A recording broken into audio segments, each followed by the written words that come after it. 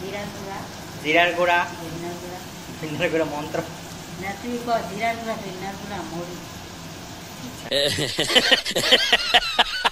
তো আজকে হয়েছে সকাল সকাল রেসিপি হইতেছে মাছকে রান্না করব ঝিঙা আলুর ঝোল। তো ওইদিকে মাছ ভাজতেছে এখন, মাছ দিয়ে গরম গরম ঝিঙা আলুর ঝোল।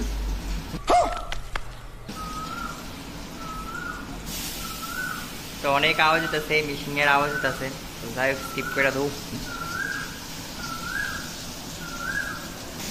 রুই মাছের সেরা ঝিঙা আলুর ঝোল।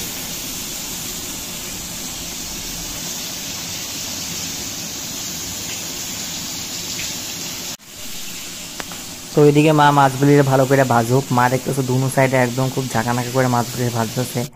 আর এক সাইডে কিন্তু মা আগে থেকে সবজিগুলো কাইটে রাখছে, ঝিঙা আলু খুব সুন্দর করে কাইটে রাখছে।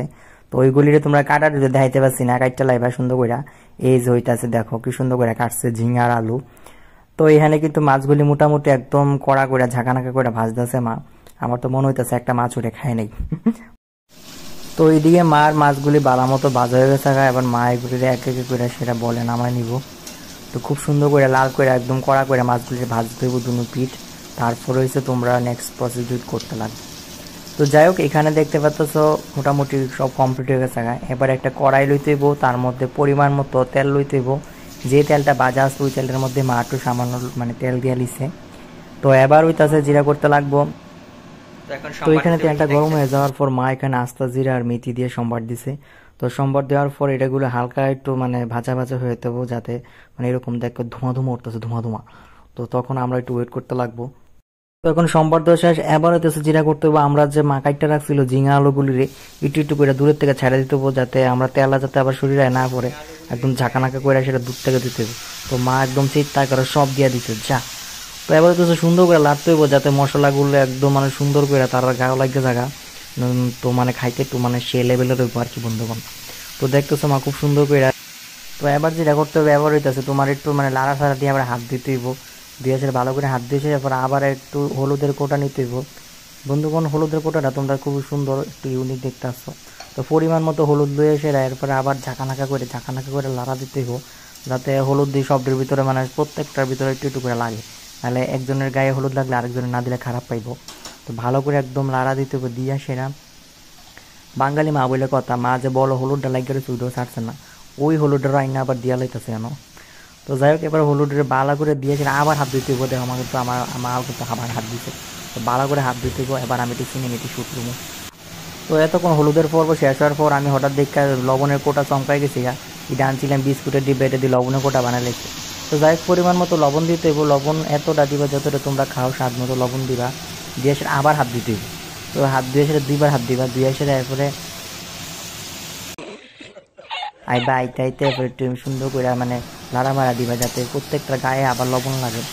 আলু আর ঝিঙার গায়ে যদি লবণ লাগে তরকারিটা কিন্তু স্বাদ হইবে। তো বালা করে একদম খুব সুন্দর করে লবণ লাগাই দেবো। লবণ হলুদ ভালো করে মিলাই দেবো আর কি। তো যাই হোক চলো এবার আমি তোমরা মাছটি দেখাই দিই। এই হইতাছে আমরা মাছ পরিমাণ মতো মাছ লয়ে লইছে, যেহেতু আমরা লোক আছি ঘরে 3 জন। তো 2-3 জন মিলাই খামো আমরা আজকা। তো এর লাগে মা হিসাব করে মাছ লয়ে লাইছে। তো খুবই সুন্দর মাছগুলি দেখতে, খুব সুন্দর করে ভাজছে। এবার মা মশলা দিই, জিরার গুঁড়া ধনিয়ার গুঁড়া মন্ত্র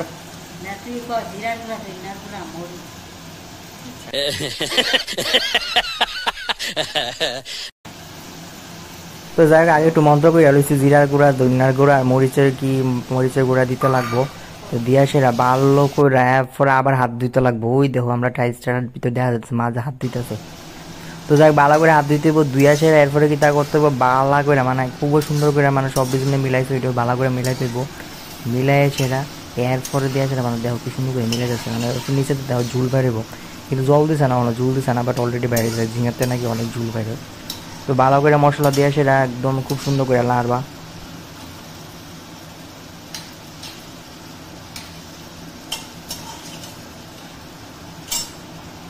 ঝিঙা হলো বাধা হইতে হইতে আমি ভাবছি যে একটু ঠান্ডা করে ওমা বন্ধুরা কি কমু গিয়া দেখি বাথরুম কি কাণ্ড হয়েছে, গিয়া দি মগ নাই।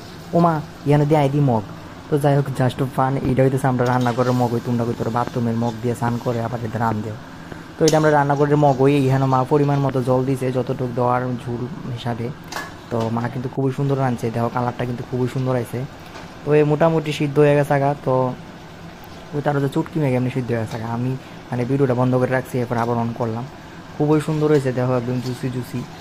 তো এবার মা কি করেছে, একে একে মাছগুলি দিয়ে দিব সুন্দর করে, একদম মানে ভাজা হয়ে গেছে, আগে মাছগুলি ভাজা রাখছে। তো নামানোর আগে মাছগুলি দিলে নাকি বালা নাইলে নাকি তা নেই জায়গা। তো একটু দিয়া সেরা মা মাছগুলির সুন্দর করে দিতেছে, দেখো দিয়ে একদম মানে খুব সুন্দর করে মানে মিক্স করে দিতেছে, যাতে মশলাগুলি সুন্দর করে ভিতরে যায়। মশলাগুলি আর ঝোলটা যদি না যায়, মাছটা কিন্তু সেটা খাইতে ভালো লাগতো না। তো দেখতে থাও। তো বন্ধুগণ, অনেকক্ষণ ওয়েট করার পর ফাইনালি আমাদের তৈরি হয়ে গেলো ঝিঙা আলু দিয়ে রুই মাছের ঝোল। কীরকম রাখলো রেসিপিটা অবশ্যই জানাবেন। সব ভালো থাকবেন, সুস্থ থাকবেন, আবার দেখা হচ্ছে নতুন আরেকটি ভিডিও।